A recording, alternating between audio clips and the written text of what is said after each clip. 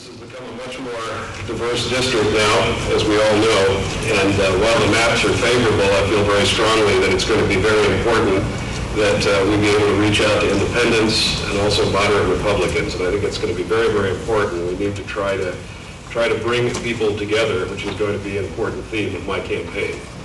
Let me tell you just a little bit about myself personally. I grew up in Topeka, graduated from Topeka West High School. I went to Washburn for a semester before coming to the University of Kansas, where I received a bachelor's degree in classical languages in 1986. So I've lived in Lawrence for, I would say, 4 years, except I spent one of those in Scotland, but 3 very important formative years here in the city. I spend a lot of time here, and it is good to be with you here today. I will also say that I am the son of German immigrants to the United States. We came here with our parents in 1966. My father's a medical doctor who was a psychiatrist at the Colmary O'Neill Veterans Administration Hospital in Topeka. Our first neighborhood in Ann Arbor, Michigan, we lived in for 1 year. We were the only white family in an all-black neighborhood. And it was my first experience of America. And I tell you this story because I went back there in 1980 as a 16-year-old with 5 Mexican friends. We were traveling to Toronto to visit some relatives of one of those that I was traveling with, and I wanted to show them my old neighborhood in Ann Arbor on Woodlawn Street. And so we went there, and I got out of the car, and my old neighbor, Maxie, was sitting on the front porch.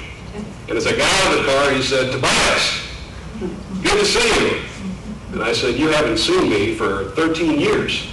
How do you know who I am?" And he said, "Well, first of all, you look just like your old man.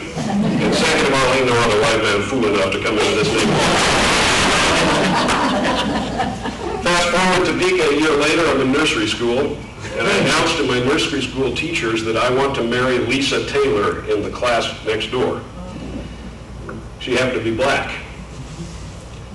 And I was told by the teacher, "That's not possible.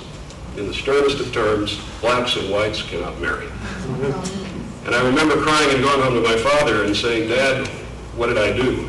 She was very angry with me. And I told him the story. And he said, "You go back and tell her tomorrow that your father says that you can marry any woman that will have you." And she said, "We're not going to talk about it anymore." That was my first encounter with prejudice.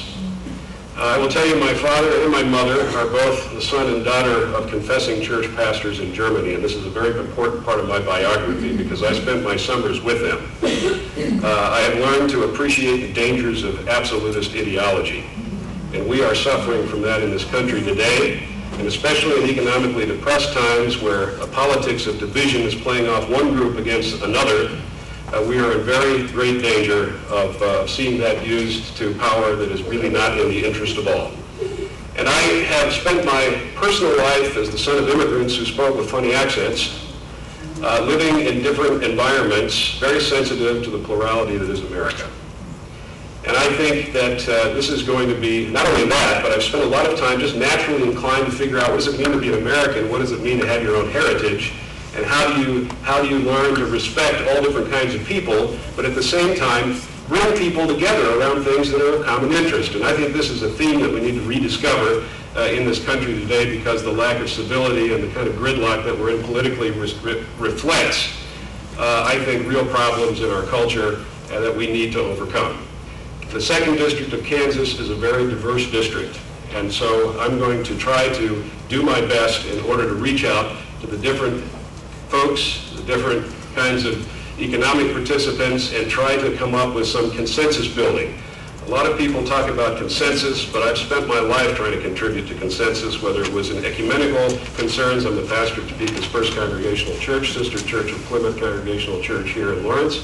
I have been involved in interfaith activities. That's extremely important to me, and I got into politics because of Senator Sam Brownback's plan to shut down the Kansas Neurological Institute, which showed me just exactly where these policies are going and what people will be affected, those most vulnerable and those who don't have a voice. Lynn Jenkins is someone who, in my opinion, has kind of gone with the stream toward the right end of the political spectrum.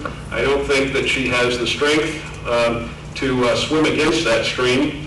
I feel that in my letters to her and letters of others to her, I keep getting, as for my personally and from what I hear from others, responses say, yes, but I was sent to Washington to cut taxes and cut spending and on and on and on.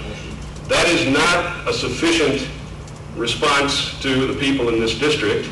I think she is too beholden to her party leadership, and I think Kansas 2nd District needs a voice and not an echo.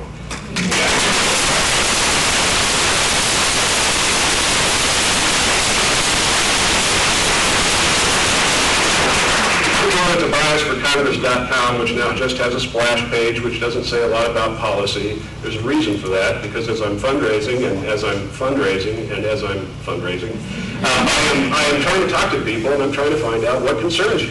What really drives you or is going to be driving you in this election, and I want to make sure that my platform develops in conversation with people, something that Lynn purports to do in her so-called listening tours. I want to do this. I seriously want to do this, because if people don't know me and don't understand where I'm coming from, if I don't understand where they're coming from, I don't see any opportunity to bring us together around this. I think the 2nd District is looking good for us, but I think that at the same time we need to realize that we do have a diversity. We need to be sensitive to it. I think I have a history of being very willing to do that, and I really want to have your vote. And while I'm sure that Bob and I see eye to eye in many things, both of us are going to be working together to point out her record and to try to make a case for why we are going to be a better option for Kansas 2nd District.